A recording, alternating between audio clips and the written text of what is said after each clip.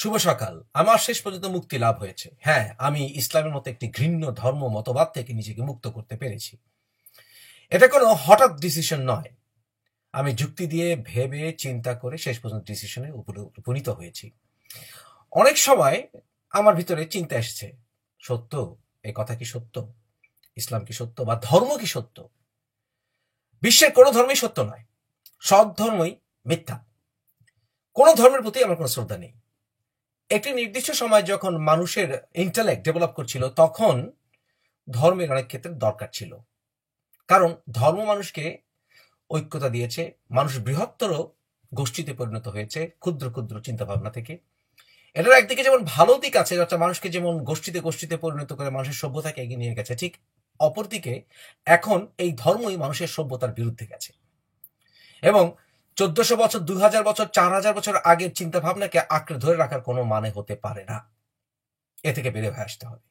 মানুষকে ভালো হতে হলে এখন কোনো ধর্মের প্রয়োজন নেই। আমরা এতটা স্টুপিড নই।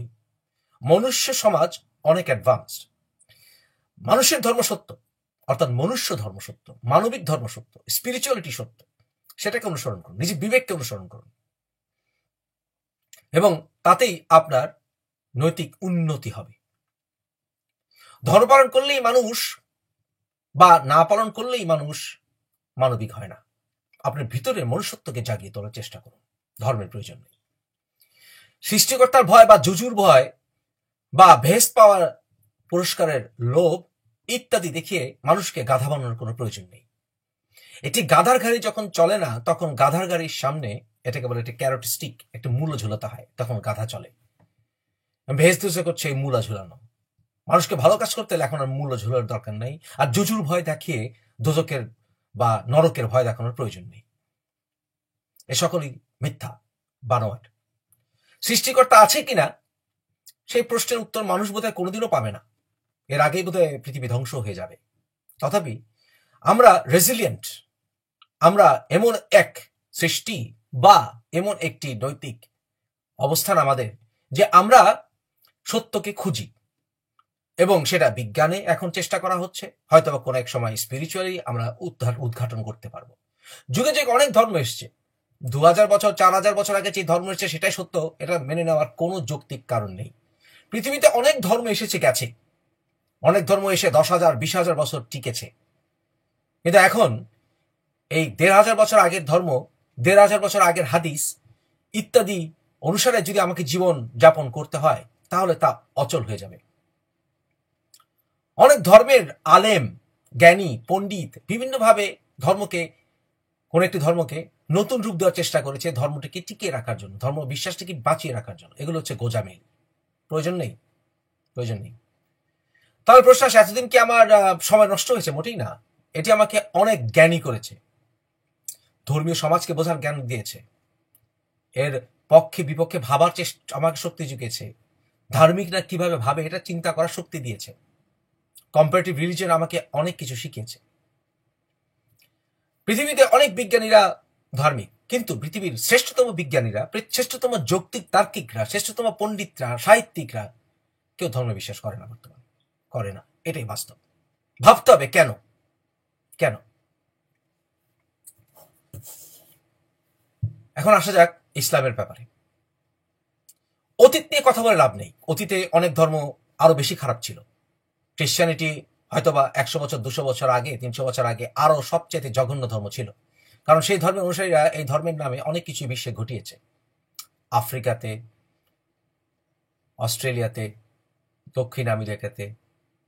কিন্তু সেগুলো ইতিহাস। ভলটেয়ার সহ, বার্টন রাসেল সহ অন্যান্য খ্রিস্টান থেকে বের হয়ে আসা পণ্ডিতরা রাষ্ট্র এবং ধর্মকে আলাদা করেছে, খ্রিস্টানিটিকে কম্প্রোমাইজ করতে বাধ্য করেছে। হিন্দুইজমের ক্ষেত্রেও তাই।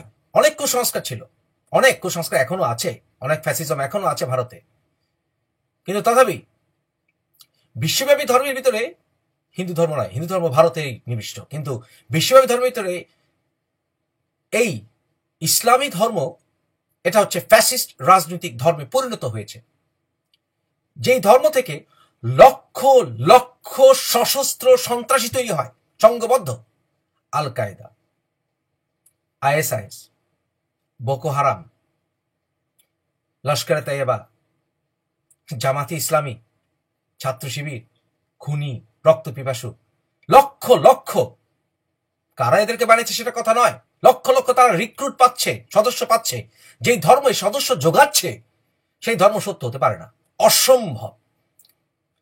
যে ধর্মের বিরুদ্ধে যৌক্তিক কোনো প্রস্তাবনা দিলে, যুক্তি কোনো দিলে, সেই যুক্তির পাল্টা যুক্তি না দিয়ে লক্ষ লক্ষ মানুষ তৈরি হয়ে যায় সেই যুক্তিদাতাকে হয়রানি করতে সংঘবদ্ধভাবে, ব্যঙ্গ করতে সংঘবদ্ধভাবে, বা এই যেই ধর্মে ভেতর থেকে রিফর্মিস্ট বা মুক্ত চিন্তা, সেই ধার্মিক, যেমন আমি ছিলাম, ধার্মিক একজন মানুষ ছিলাম, ধার্মিক একজন মুসলমান ছিলাম, আমি যুক্তি দিয়ে সন্ত্রাসীদের বিরুদ্ধে যখন কথা বলেছি তখন লক্ষ লক্ষ সন্ত্রাসীরা আমাকে ব্যঙ্গচিত্র বানিয়েছে, আমাকে জোর করে নাস্তিক বানিয়েছে, আমার বিরুদ্ধে ঘৃণা প্রচার করেছে, এবং আমার ঘনিষ্ঠতম বন্ধুরা লজ্জায় বা ভয়ে চুপ থেকেছে।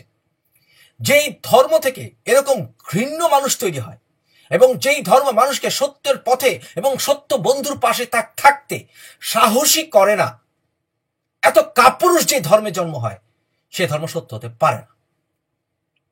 এখন আমি নিজেকে নাস্তিক বলে ঘোষণা দেয় আমার অনেক ঘনিষ্ঠরা, যারা এতদিন চুপ ছিল সন্ত্রাসীদের বিরুদ্ধে, যারা সাক্ষ্য ছিল দশকে যে মুফাসির ইসলাম দৈনিক নামাজ পড়ে কিনা, মসজিদে যায় কিনা, ইসলামের জন্য সে ডিবেট করেছিল সারা বিশ্বে, তারা যখন সাক্ষী, আমার ঘনিষ্ঠ বাস্তবিক এবং অনলাইন বন্ধু অনেক আছে যারা সাক্ষ্য, তাদের বিবেককে আমার প্রশ্ন, তারা সবাই এতদিন চুপ ছিল ভয়ে, যে না জানি মুফাসির ইসলামের পক্ষে কথা বলতে গিয়ে আমাকে মেরে ফেলে সন্ত্রাসীরা।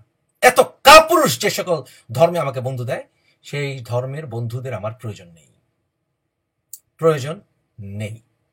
আমার দরকার সাহসী বন্ধু, এবং যেই ধর্ম বা যেই নাস্তিকতা সাহসী বন্ধুদের জন্ম দেয়, সত্যের পথে, যুক্তির পথে, আমি তাদের সাথে থাকি।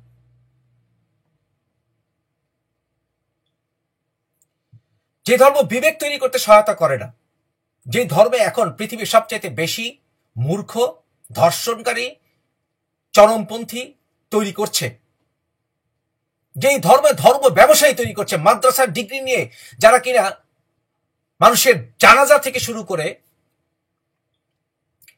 কোরআন পড়ানো থেকে শুরু করে সব বিষয়ে ব্যবসা করে, ধর্মকে নিয়ে রাজনীতি করে এবং সেখানে ব্যবসা ফায়দা খুঁজে, সেই ধর্ম সত্য হতে পারে না, কোন ধর্মই সত্য না। যেই ধর্ম সৌদি আরবের মতো একটি কট্টর রাজ্য তৈরি করে এবং পৃথিবীতে কোটি কোটি মানুষ তাকে, সেই রাজ্যকে সত্য বলে মানে নেয়, পৃথিবীর শ্রেষ্ঠ বাদশা তাদেরকে মনে করে, সেই ধর্ম সত্য হতে পারে না। যারা তথাকথিত শান্তিপ্রিয় মুসলমান, তারা কাপুরুষ, অথবা তারা সত্য জানে না। কোনটি?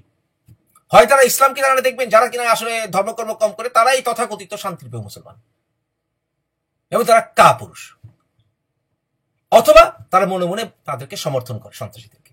এছাড়া আর কোনো কারণ হতে পারে না তাদের নিশ্চিততার। মুফাসসির ইসলাম ছাড়া আর কেউ অনলাইনে সত্য সংগ্রাম করে না, ইসলামের পক্ষে করেনি।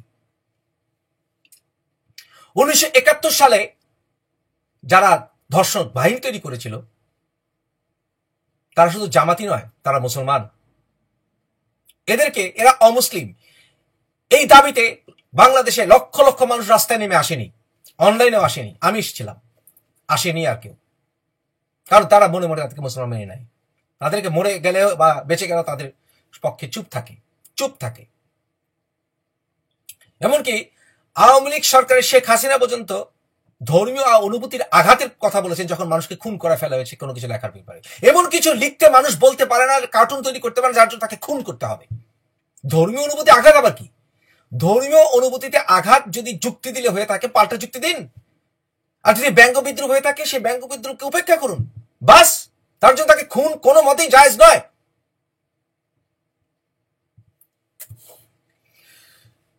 যে ধর্মে এত বড় ঘৃণ্য মানুষ তৈরি করে, ব্যঙ্গ তৈরি করে, মানুষ তৈরি করে জাস্ট মতবাদের জন্য, সেই ধর্ম সত্য হতে পারে না, কোনো অবস্থায় না।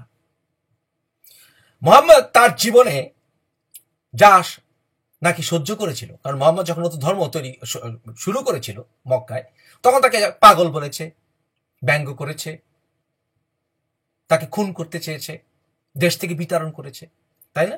এই তো সেই গাথা, সেই গল্প, সেই কাহিনী শুনে আমরা কত চোখের চাউল ফেলেছি না? কিন্তু মুহাম্মদ যখন মক্কা জয় করলো, তারপর থেকে সে যা নিজে সাফার করেছে তাই সে প্রচার করেছে।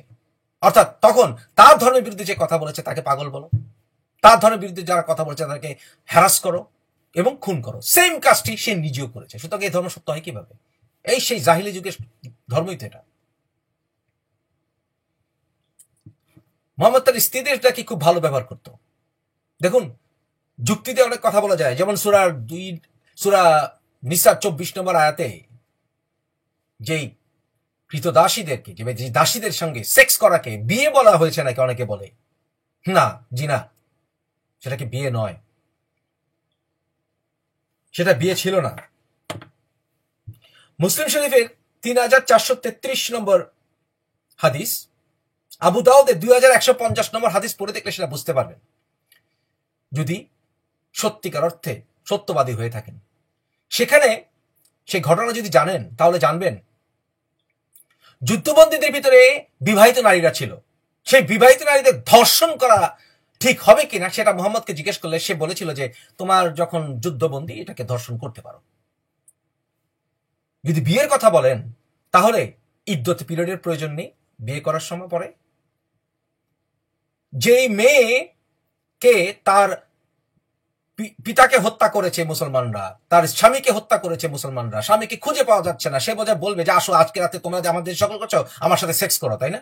এটা বুঝি সেই মেয়ে অনুমতি দিবে? তা মুসলমান এখন বলে সেটা বুঝি সেই মেয়েদেরকে বুঝি তখন বিয়ে করেছিল। কত বড় জঘন্য মিথ্যা কথা। আবার অনেকে জায়েজ করার চেষ্টা করেছে যেটা মুতা ম্যারেজ। মুতা ম্যারেজ তো বেশ্যাবৃত্তি। আবার অনেকে বলে না মুতা ম্যারেজ এখন নিষিদ্ধ। কোথায় কোথায় বলা আছে? এ সকল অসংখ্য জঘন্য কথা বলা যায়। যেই ধর্মের মানুষরা জামশেদ খানের মতো সঙ্গীত শিল্পী, যে কিনা সারাদিন ইসলামের কথা বয়ান করে গেছে, গান গেয়ে গেছে, ছোট্ট একটা আয়েশা রাদিয়াল্লাহু তাআলা আনহু, তাদের অর্থাৎ মুহাম্মদের স্ত্রী, তাকে জাস্ট বলেছিল সেও তো একজন নারী।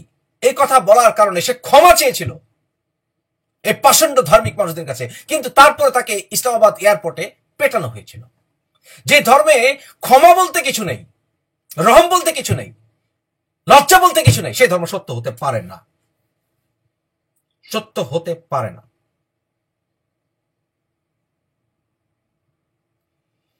এখন আমি নিশ্চিত এরকম হাজার হাজার মানুষ রয়ে গেছেন যারা কিনা এর থেকে বের হয়ে আসতে চান। আপনাদের সাহস যোগাচ্ছি, বের হয়ে আসেন। কজনকে মারবে ওরা? বের হয়ে আসেন এই ধর্ম থেকে। সকল ধর্মের প্রয়োজন নেই। মানুষে মানুষে বন্ধুত্ব, ভালোবাসা তৈরি করুন। ধর্মের ব্যারিয়ার থেকে বেরিয়ে হয়ে আসুন।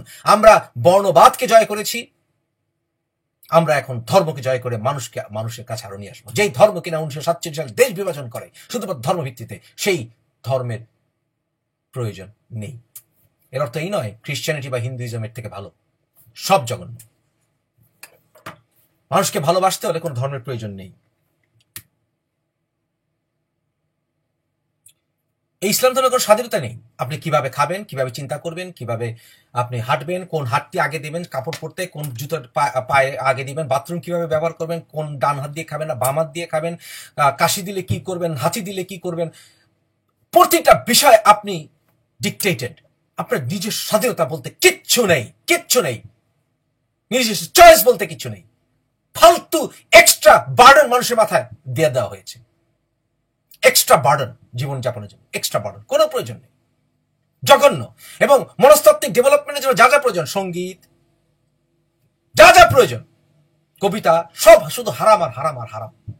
এই ধর্ম সত্য হয় কিভাবে? মনস্তাত্ত্বিকতাকে যেই ধর্ম খুন করে, আর যে ধর্ম ধর্মের নামে রাষ্ট্রে স্বৈরাচারিতা কাম করে, সেই ধর্ম সত্য হতে পারে না, জঘন্য ধর্ম। যুক্তি দিয়ে কথা বলছি, পারলে ঠেকান।